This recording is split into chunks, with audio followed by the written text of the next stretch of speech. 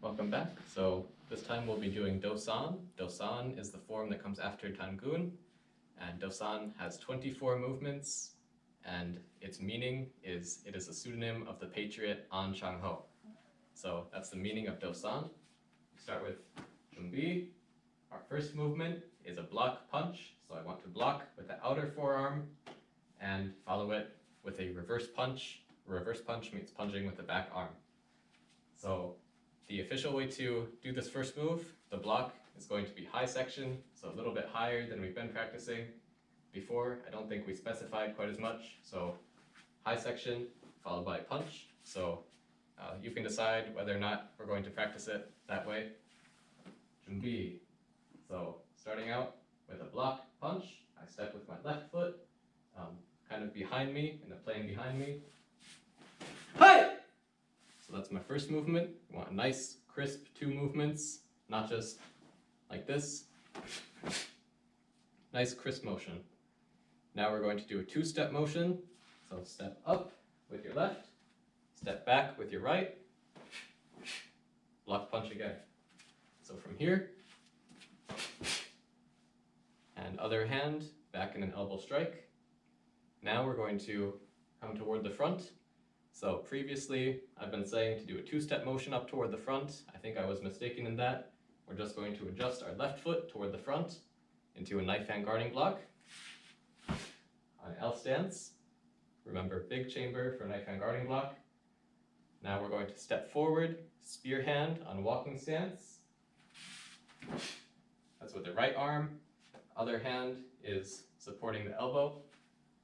Now we twist, we release on the spear hand and turn around using our left foot into a back fist. So I release and turn.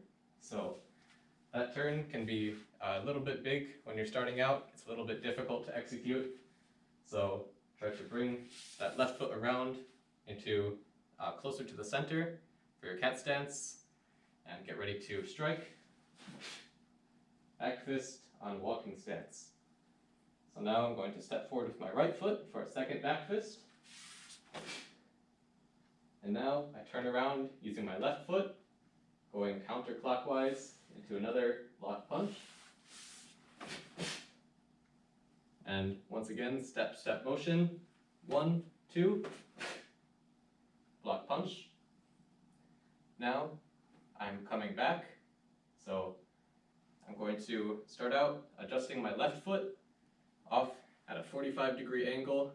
So this isn't the forward, backward, side to side we've been doing. Now we've got a new angle coming off to the side. So I'm going to adjust and crossing my arms, my wrists pointing inward. Now I'm going to step out into a wedge block. So now you can see on my wedge block, I start with my wrist facing inwards, step out. Now my wrists are facing outwards. I don't want to block all the way out here. I want to keep those arms in front of me within my line of sight. Now we're going to kick and punch punch. So I kick, 1, 2 on walking stance. Now I adjust my right leg. If you're having trouble remembering which one to move, on the way back for doe-sahn, we're using the foot that's closest to the direction you're going. So we're going this way. So we're using this foot, which is closer. So I adjust my right foot over, crossing my arms and wedge block off to the angle. Kick, punch, punch. Now I'm going to go into a high section block. So a rising block with the outer forearm. Moving my left foot across this time. So now I'm coming back with my high section block, and I step with my right foot. For a second rising block, I'm going to turn around using my left foot for a knife hand strike on sitting stance this time. The last form, we used L stance. This time there's no follow punch, so we're going to use sitting stance. Chamber and strike. So this is my knife hand strike on sitting stance. And for the second move, step, really twist your shoulder into it and strike. So turn around. We're going to turn, strike, hey!